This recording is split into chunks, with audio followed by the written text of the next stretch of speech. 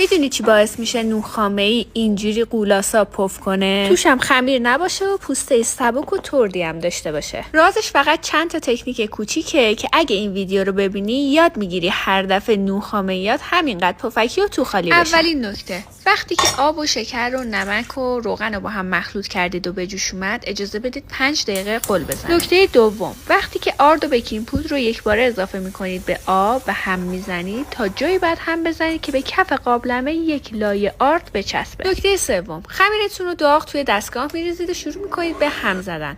دست میزنید، اگر هنوز گرم بود شروع میکنید به اضافه کردن تخم مرغ‌ها. خمیرتون نباید سرد باشه و نباید داغ. نکته چهارم، تا جایی به ریختن تخم مرغ ادامه میدیم که وقتی با لیسک خمیر رو به سمت بالا میاریم موقع ریزشش حالت وی بشه. نکته آخر، بعد از پخت نون خامه‌ایاتون وقتی که در فر رو باز کردین و دیدین کاملا روش طلایی شده، فر رو خاموش کنید و در فر رو ببندید و حدوداً 10 دقیقه داخل فر خاموش بهش استراحت بدین. بهتون قول میدم که اگه این نکات رو رعایت کنید قطعاً به نتیجه مطلوب میرسید. اگرم دوست دارید که رسیپی این نون خامه‌ای رو داشته باشید، کلمه 34 رو برای من کامنت کنید تا مستقیم بیاد توی دایرکتتون. بعدش هم این پست رو لایک کن و سیوش بکن. وقتی نون خامه‌ایاتون کاملا خنک شد، یه سوراخ ایجاد بکنید و توشو با خامه زده شده قنادی پر بکنید و در نهایت شما یک نون خامه‌ای ترد در عین حال تو خالی و پر از خامه دارید که بی نهایت خوشمزه است.